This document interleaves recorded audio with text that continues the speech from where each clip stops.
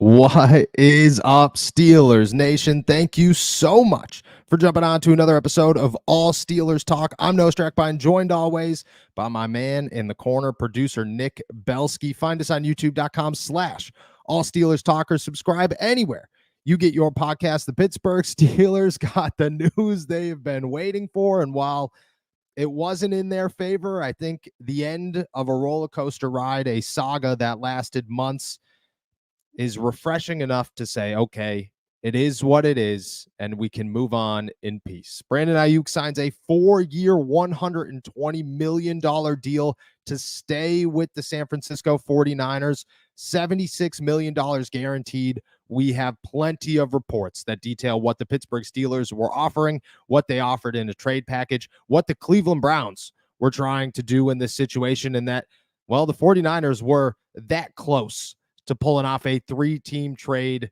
with the Denver Broncos and the Pittsburgh Steelers to get Brandon Aiyuk to Pittsburgh. We'll also dive into what's next, what other wide receiver options the Pittsburgh Steelers have, and as we do every single day, we will answer all of your questions, so make sure that you are tossing them in the chat. Nick, it's a good one here in the Berg. It's a refreshing day. I mean, to do that, to have the news come at about 7 o'clock Eastern time, I think is a blessing for a lot of people, because it could have happened at midnight, should have probably happened at midnight.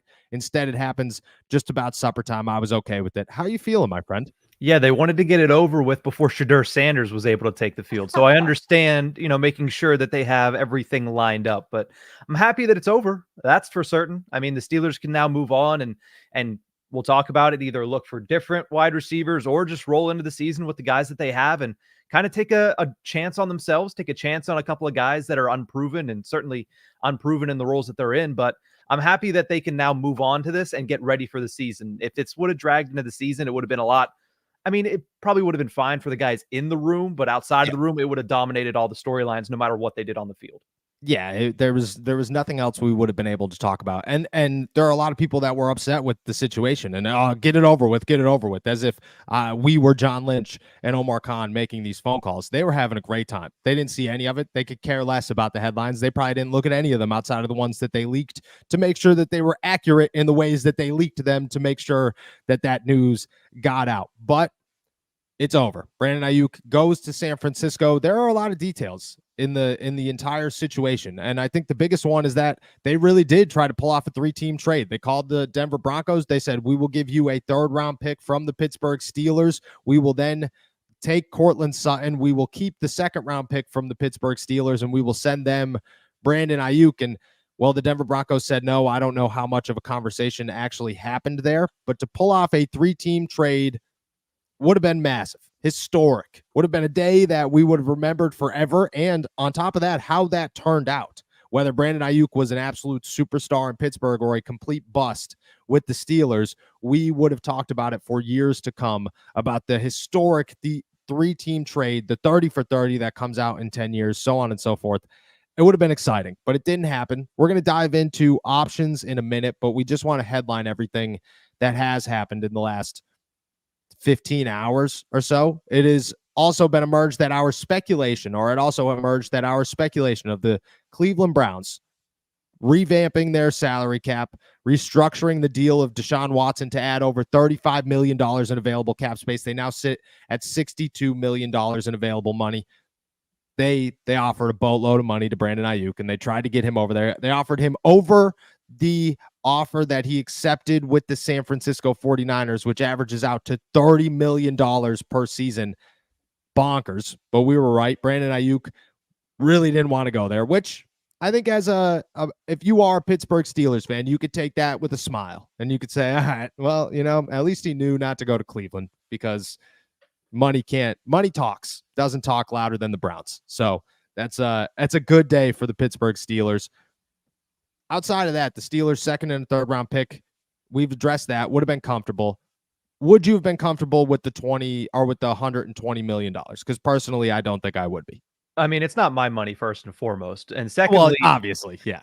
A couple days ago, that the salary cap is not real in the National Football League. It would have been very out of character for the Pittsburgh Steelers, but look at what the Browns did with Deshaun Watson to open up all that cap space. They have $60+ million in cap space for this season, and that's after they paid Amari Cooper, and he was reportedly in any deal that was going to go the other way.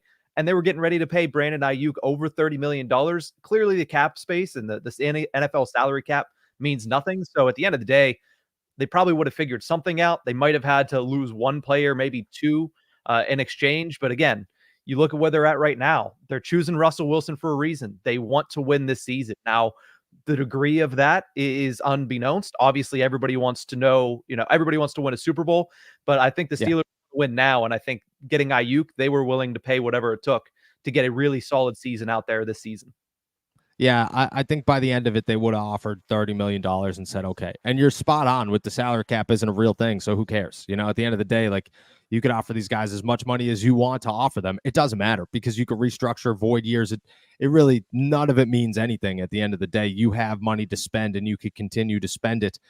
I think a $30 million a year deal is tough. I don't know if I personally would have felt okay with that, but with the Steelers plan, just like you said, it fits the mold. It fits what they've been looking to do. So I would imagine they would have offered him that money. It just makes you think that maybe there would have been some controversy if they did get a deal done and they were, hey, we'll give you, 27 and a half. And he's like, no, I'm not signing that. And then you just traded a second and a third round pick for a player who isn't willing to be on the field for you. But hindsight's 2020. We sit here today, 4-year, $120 million deal, $76 million guaranteed for Brandon Aiyuk. The story, the gift that just kept on giving now comes to an end. Christmas is officially over for everybody when it comes to the content side of this situation. And shout out our boy Grant, man. I was going to say, I'm ready to move on to New Year's. I mean, this gift has been giving a little bit too much. So let's move on to New Year's, and New Year's being, of course, week 1, which is coming up in about 6 days. 6 days until the first game. Yeah, I agree. But I think that there are still moves to be made and ideas to be dropped. And I don't believe the Pittsburgh Steelers are done just yet. The way I look at this is they will continue to look at the wide receiver market because there's no way that you have tossed all your eggs into the Brandon Aiyuk basket, and now that basket has fallen through, you're okay with just moving forward with what you have. I understand that the pickings are slim and their options are not Brandon Aiyuk, and there are not many names out there right now, but I believe that there are still a few, and I definitely believe the Pittsburgh Steelers are looking at them. Now, that does not mean that they will definitely go out and get a wide receiver, but I have a very hard time sitting here saying Omar Khan is sipping his coffee right now, saying, well, we tried, and not making more phone calls. I think that there are at least some effort for moves to come. And on top of that, I also believe that this is the time where, okay, the Brandon Aiyuk situation has settled. It's over. The Pittsburgh Steelers now move on to the rest of their to-do list, which is to extend 2 massive names before week 1. And I expect both of those to get done. We'll dive into the wide receiver options first because that's the biggest one here. You could talk about extensions or whatever. Everyone wants to know where the Pittsburgh Steelers turn to next because they got rid of Deontay Johnson. And let me ask you this question because it's been speculated on Twitter a lot over the last 12 hours or so. Do you think the Pittsburgh Steelers screwed up by trading Deontay Johnson when they probably could have traded him to San Francisco for Brandon Aiyuk?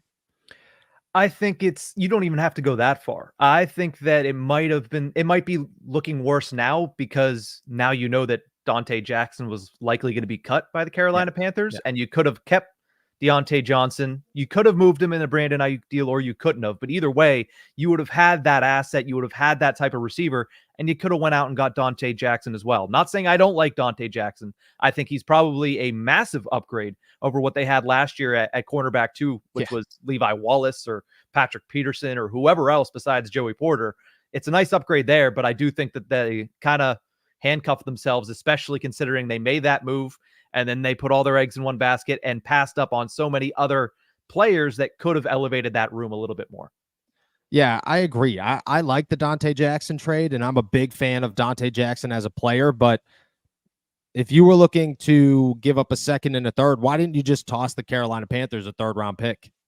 Just say, hey, there you go. We'll take Dante Jackson off your hands, and then just offer a second and Deontay Johnson to Brandon Aiyuk. And again, hindsight's 2020, but you did start this by digging yourself a hole.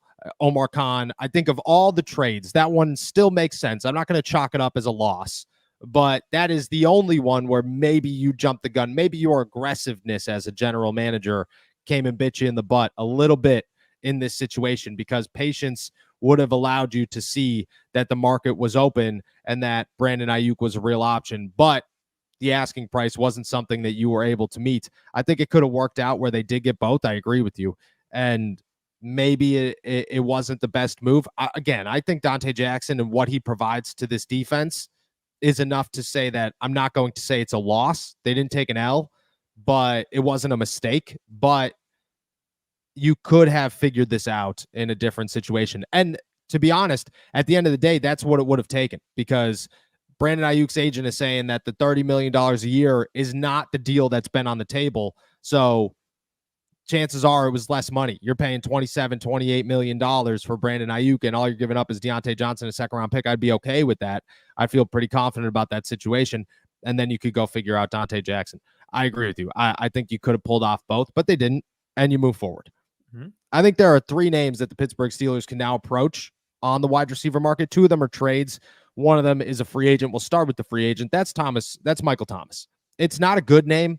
It's the worst of the 3 names. It's not someone that I am confident comes in here and is a number 2 or even a number 3 wide receiver for the Pittsburgh Steelers. And I don't know how much football Michael Thomas really has left in him.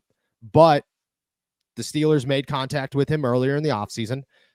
That says something. And if they're looking for a versatile option, somebody who could play outside and inside, Michael Thomas plays both. He's a veteran. He's done this. He's had as much success as you could have in the NFL early in his career. Obviously, he's struggled since because of injuries, but I'm not going to rule it out. I think that where we sit right now, Brandon Aiyuk was the best option. Now you're becoming a little bit more, okay, there's a sense of urgency. I think Michael Thomas is the only free agent option that I sit here and feel comfortable with. You could go with Hunter Renfrow, but I don't. Like, Hunter Renfrow is the same player as Roman Wilson and Calvin Austin. And you already have a Roman Wilson and Calvin Austin. You don't need a Hunter Renfrow. Michael Thomas at least is a different body in the middle there. Could also jump outside when you need him to. Is physical. He could block. So that works as well. I think he's the only free agent that I feel okay with at this point in time, which, again, the biggest thing that you have to acknowledge in this situation is that the Pittsburgh Steelers don't have options, that their options are almost none at this point. And that's where, the problem lies, is they might have screwed up because they don't have options left. There is no plan B, at least not a significant plan B. The 2 trade options that I have are Courtland Sutton and John Mechie. And we've talked about John Mechie before. I don't know if the Houston Texans are willing to trade him.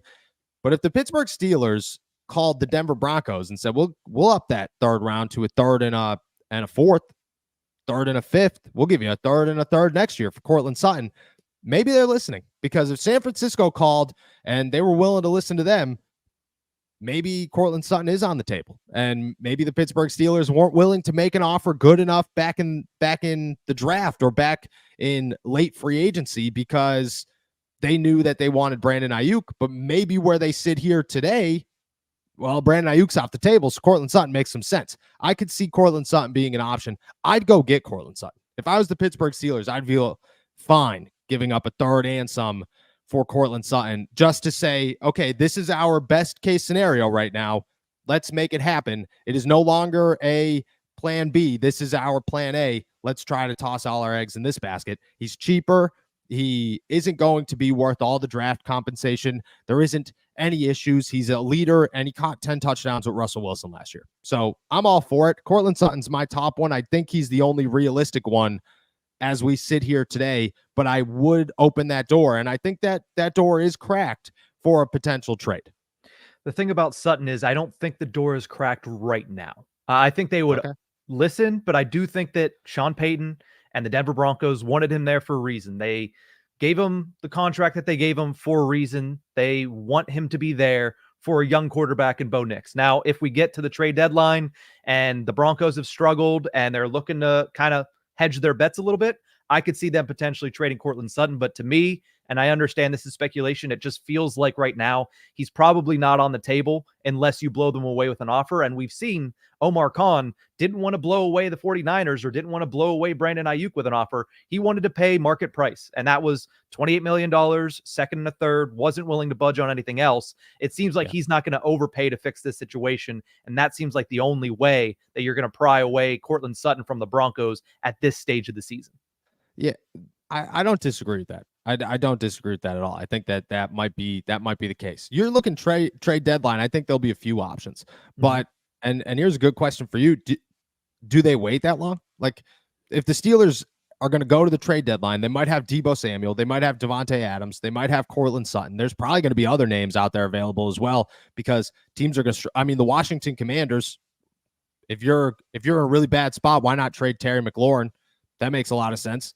The Steelers could have options, but in my opinion, the Steelers are going to have to be very clearly winning football games, feeling very good about it. And they are going to have to really understand that George Pickens is a monster, but they desperately need somebody next to him. And they are willing to go make that trade to go get somebody next to him. But I think that they'll have at least those 4 names available come the trade deadline. I mean, your question of can they wait that long? Will they wait long?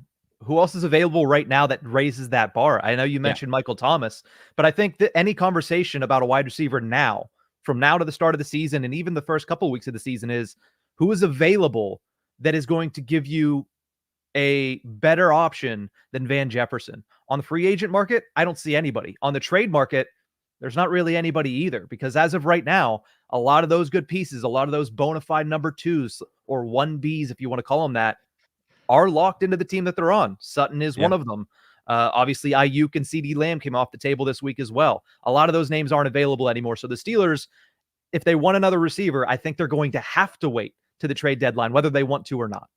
Yeah, and there are a lot of championship teams, and I'm not trying to say the Pittsburgh Steelers are a championship team. I'm just pointing out there are a lot of championship teams who make moves at the deadline to get them over the hump, and the Pittsburgh Steelers could certainly be one of them. You know, Omar Khan you could chalk this up as a win or a loss or whatever you say. Everybody's got their own opinion on this situation. Omar Khan proved once again that he's aggressive and willing to make moves, and he does not care. So if there is a move to be made come the trade deadline, he does not care. He will make it, and he will make sure that this team is good. And he's done it before. You know, it was the other way around, but Chase Claypool didn't walk out of Pittsburgh on his own. He was shipped to the Chicago Bears in week 8, as we all sat there and interviewed him in the locker room 10 minutes before he was sent West. How would you even say that? Chicago, sent to the Windy City. Yeah. Northwest. Yeah. From Pittsburgh. Yes. Pacific. From Pittsburgh. Yeah. All right. The next thing I want to talk about is what's next for the Steelers, because Brandon Aiyuk held up a lot of things, and I'm somewhat confident that the Pittsburgh Steelers still have moves to be made, and they were just waiting for this saga to end, and they are now ready to make them. They are 2 contract extensions. One of them is to Cam Heyward, and the other one is to Pat Freiermuth. And the way I look at both of them is simple. I am shocked that Cam Heyward has not signed an extension yet. All my understanding was that was done. That was ready to go.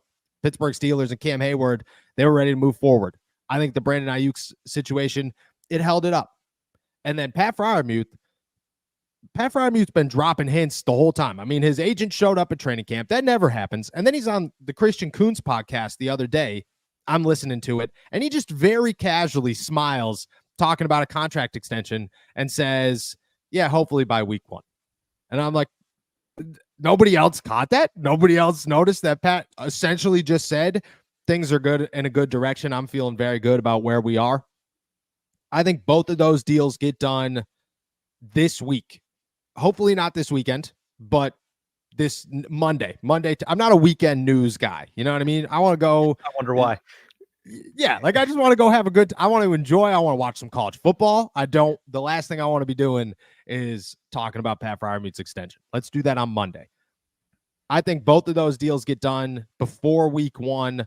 Pat Freiermuth's is going to be nice. I expect Pat Freiermuth's deal to be a little bit nicer than maybe we expect. $13, maybe $14 million a year, which is a lot of money, but I think he's worth it. Cam Heyward, I don't know if he gets all 3 years, but I do believe that he gets at least one extra one after this one to continue playing, and then maybe you go from there. But my expectation is both of these deals get done within the next week.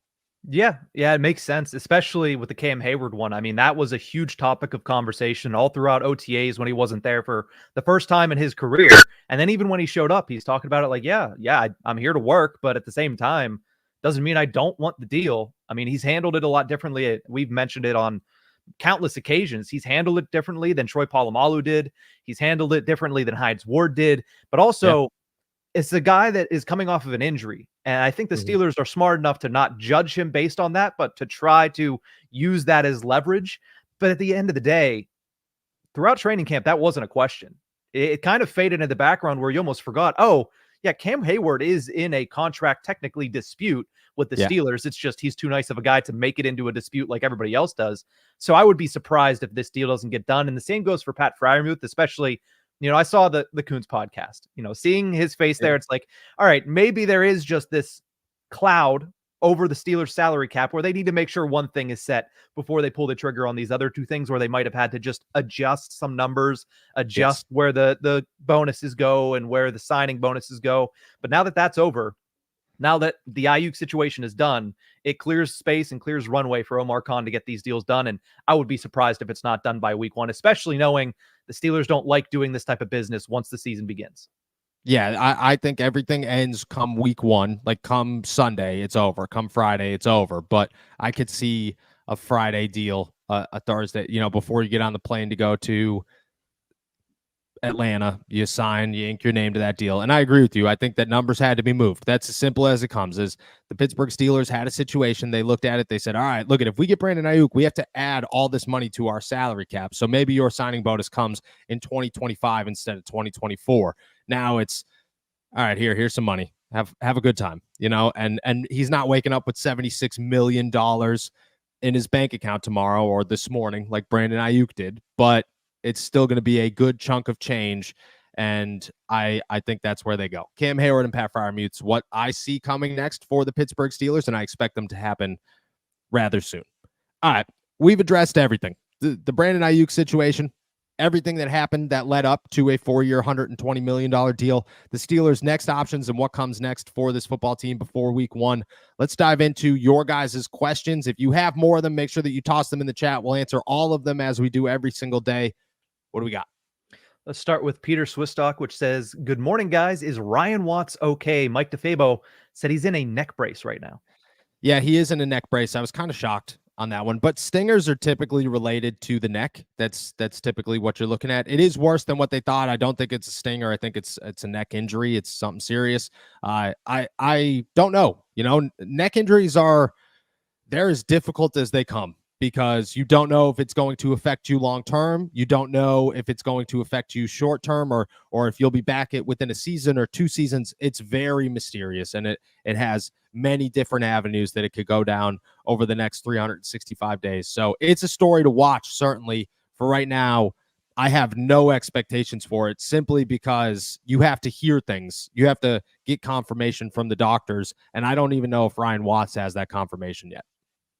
Let's go over to Steven, who wants to know, are you excited about the first Penn State game tomorrow? Penn State versus West Virginia. Also, who are the top prospects right now for these 3 positions? Offensive line, cornerback, and wide receiver. Oh, okay. So O-line, I don't know if I have one. I think that's my draft process, because it's tough. You know what I mean? Like my entire summer is spent in Latrobe. So so I don't dive into draft prospects until really the end of the football season, when I get to really watch. And obviously I gather names, but going into a season, I'm not Derek Bell, unfortunately, or Nick Martin. Those guys are where I get my information from most times, early in the process of who I should start watching. But corner, wide receiver, he did both of those things last night, and he showed that once again, he's the top prospect at both of them. And that is Travis Hunter out of Colorado. And the Steelers don't have any shot at him, but if they could, they should. If Mike Tomlin wants to really make a splash and tell Omar Khan to go do anything, he should tell him to go get Travis Hunter, because he's a Pittsburgh Steeler.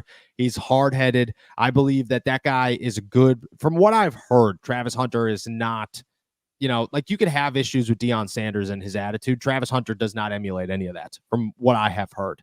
So I am very excited for what he brings to the NFL. And if I'm the Pittsburgh Steelers, I'm going to get him.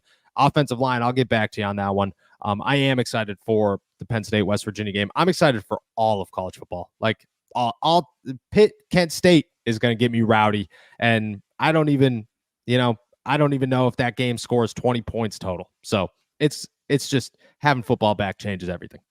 You gave the college. Steven actually meant the league, the NFL. So let's say cornerback. I know we talked about wide receiver earlier, but who's the best cornerback available in your eyes right now?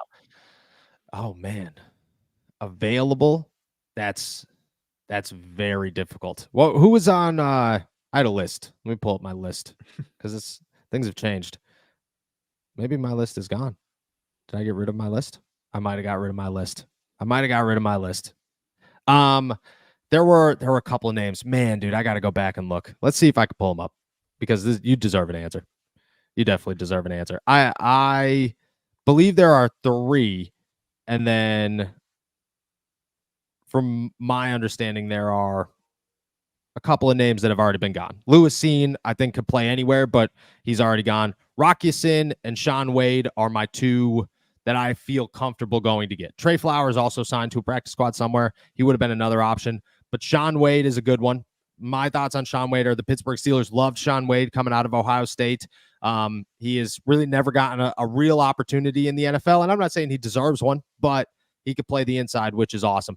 And then 2 with Rock Ya-Sin. I mean, that dude's he's a slot option. He's physical. He could play the outside if you need him to. I think he's a good, reliable corner who, again, has just found himself in very bulky cornerback rooms. This year was Baltimore's. I think he could be an option as well. I'm not sure if either of those guys signed to practice squads, but they would be my top choices at corner. Wide receiver, Cortland Sutton, John Mechie, and Michael Thomas are my go-tos. Oh, offensive line, Ricky Stromberg and William Clapp. Easy. Let's jump down to Darius Hodges. Appreciate you as always. He wants to know, how about the Steelers go after Darius Slayton from the New York Giants? Yeah, I think, maybe, but he's not, in my understanding, available for trade. He's still on the Giants, correct? He is still on the Giants, correct. Yeah. From my understanding, he's not available for trade. They'd probably have to make an offer. I think he's a decent name, but he signed an extension this season or a restructure. So I remember at some point this offseason me going, oh, okay, Darius Slayton's off the table now. And the way I look at that is it's much like the Cortland Sutton situation earlier is once they ink that new deal, I kind of feel as if they are settled in where they are. Now, that being said, the Giants are going to be very bad very early. And because of that, I think you could call week 1, week 2. Like, all it takes is for Daniel Jones to throw 4 interceptions in week 1 for the Pittsburgh Steelers to be on the phone and say, hey, man, you might as well clean house. You should listen to us. And I think it would work. So maybe not today, but tomorrow, possibly. Carl Spackler says, I know we already have some guys, but thoughts on going after another tight end instead of a wide receiver? Why not throw a wrinkle into the league with 2 dominant tight end sets that are mismatches for any defense? I think the Steelers have 2 really good tight ends in Pat Freiermuth and Darnell Washington. And Darnell's only a second-year guy, but you got to remember, he's a 3rd-round pick. Like, that guy's got potential. He's got a lot of upside. And I think the Steelers are trying to utilize that. On top of that, Mike Cole Pruitt has been very, very impressive this summer. And Connor Heyward is a very reliable set of hands. So I think the Steelers have a really good tight end room. One of the best tight end rooms in football, in my opinion.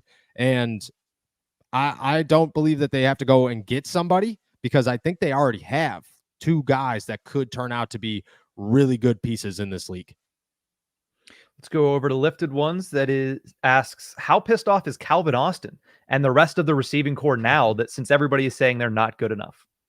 They're not really listening, to be honest. Like you could talk to Calvin Austin, you could talk to Van Jefferson. They don't really care. And that's kind of how, it's one thing if you, it's tough because we could sit here, you know what I'm saying? And you could get all the fan base, but most of the time the players don't listen to the fan base when it's negative, simply because there's a lot of hate out there, and you don't know if one person's idea is an exact replication or exact thought of the entire fan base. So you're not going to dive into that.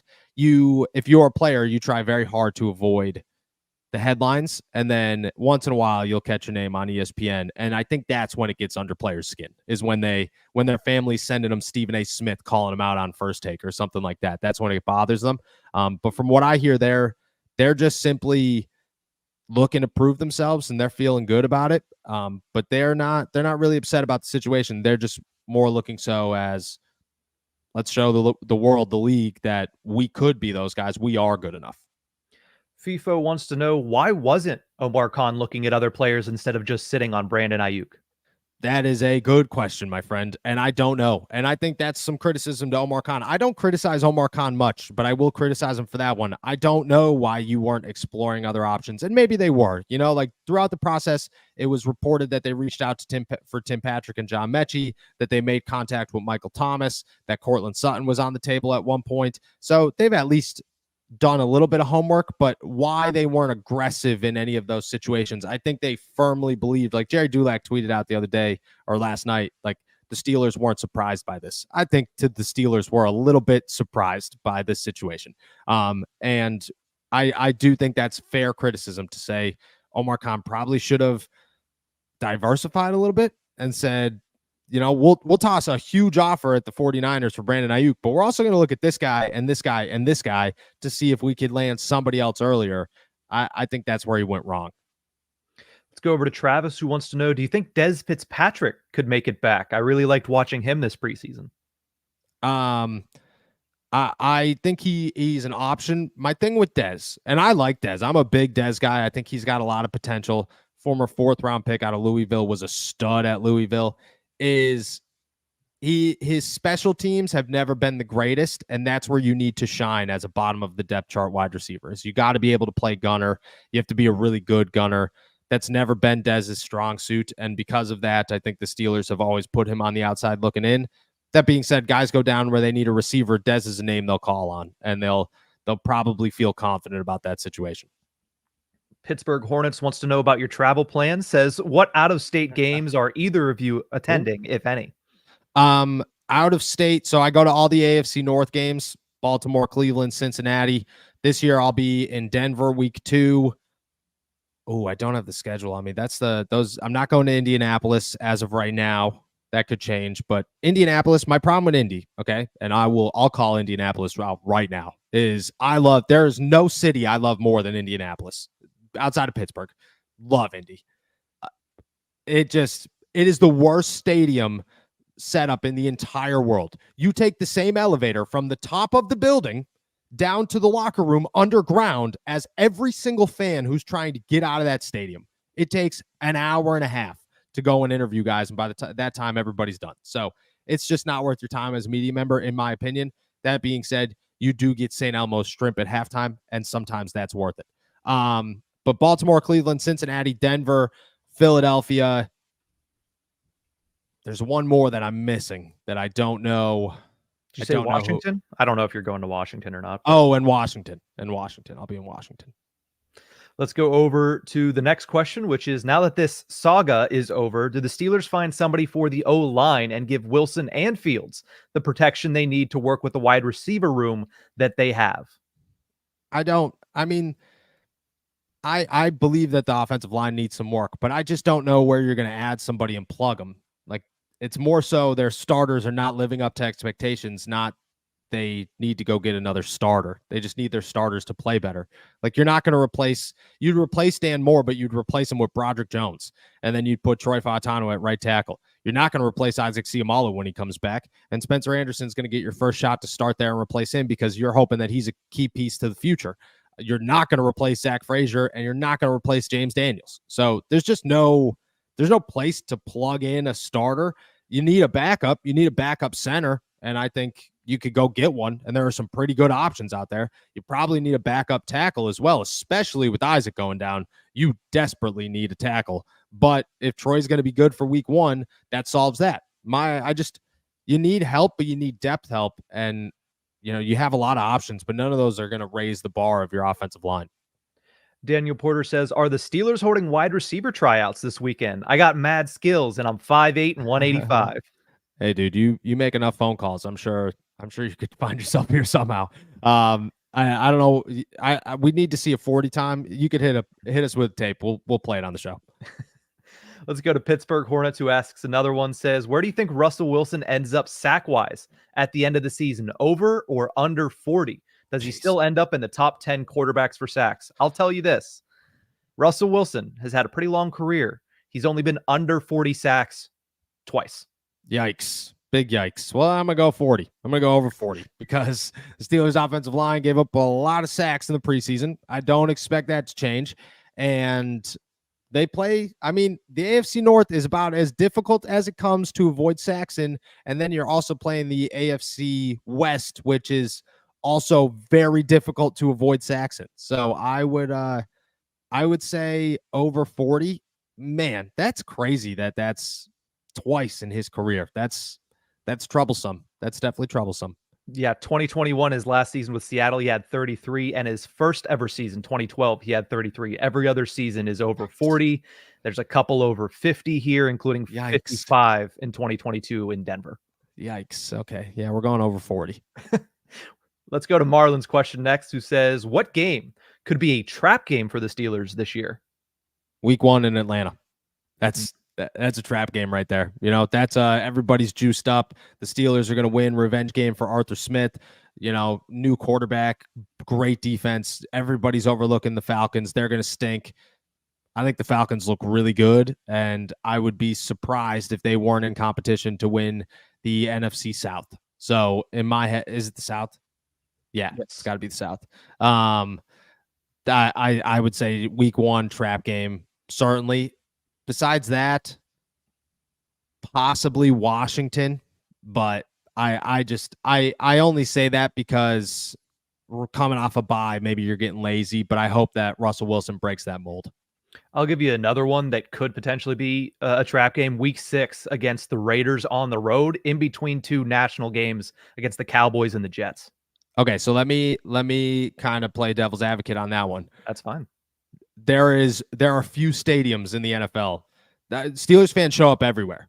I believe there is only one stadium in the NFL where Steelers fans show up louder than Vegas, and that is Los Angeles. But Vegas is essentially Pittsburgh of the West. That's what they say.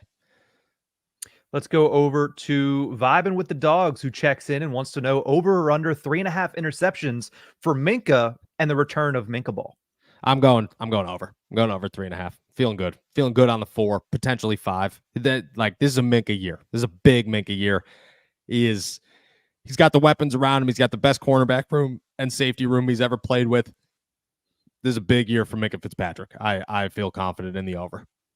Let's go over to J Chap Snack Reviews, who says, if I missed it, what is the update on Troy Fautanu? And Steven also asks, how confident are you in Troy week 1? I believe Troy Fautanu is healthy for week 1 and is suited up, but I don't believe he starts. I think Dan Moore and Broderick Jones will start at tackle in week 1, but I believe Troy will suit up. The only reason I say that is because Troy's been doing a little bit of work here and there on the side, and the Steelers have not signed anyone. And because they have not signed anyone makes me think that they feel good that Troy's going to play, because I don't care how good Broderick and Dan are in the eyes of the Steelers. You need a third tackle. You know, you can't go into a game and say, if one of our offensive tackles go down, we'll just plug and play a backup center.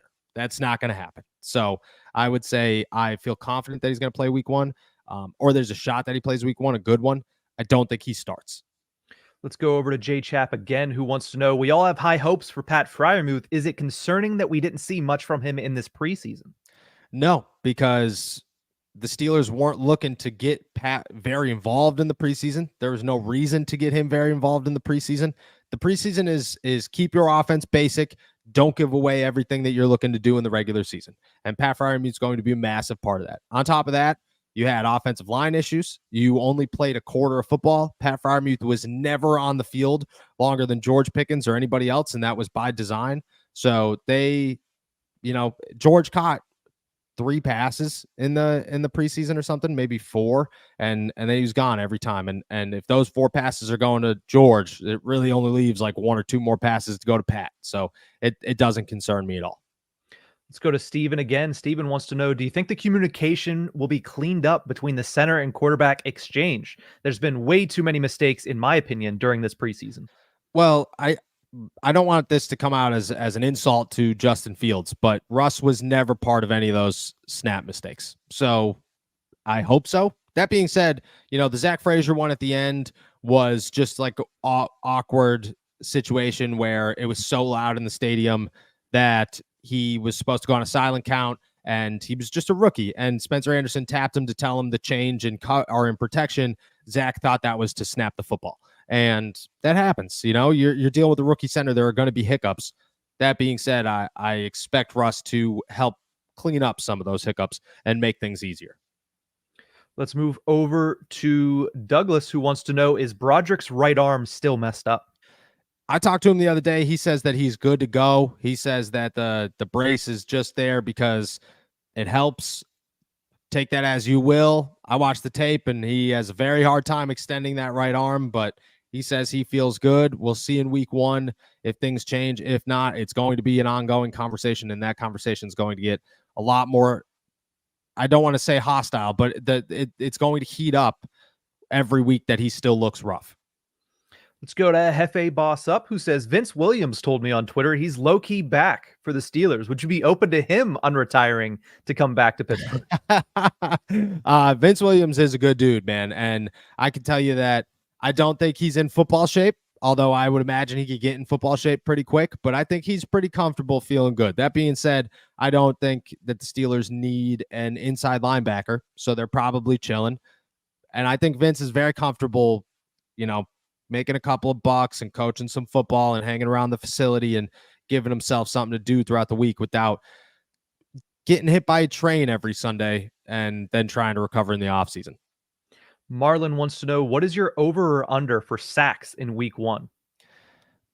I'm going to go, I think yesterday or 2 days ago or something, I said over under. I said, I guessed 5 or 4. I'm going to say over under 4.5, and I'd take the over. I'd feel good about it. TJ's going to get one. I think Alex gets one. You'd have to imagine that somebody else gets one. And then you're going to have like the randoms, like you're going to have like DeMonte KZ finds his way in there, or like Peyton Wilson's going to get in there and people are going to lose their mind. Keanu Benton, something. It'll be something. I was going to say we're out of questions, but I know J Chap's Snack Reviews has posted this a couple times. We're working on it. We're working on it. We're working on it there. But if you don't have it now, obviously we'll be back Monday with a new question. But I think that's it for today then. Work.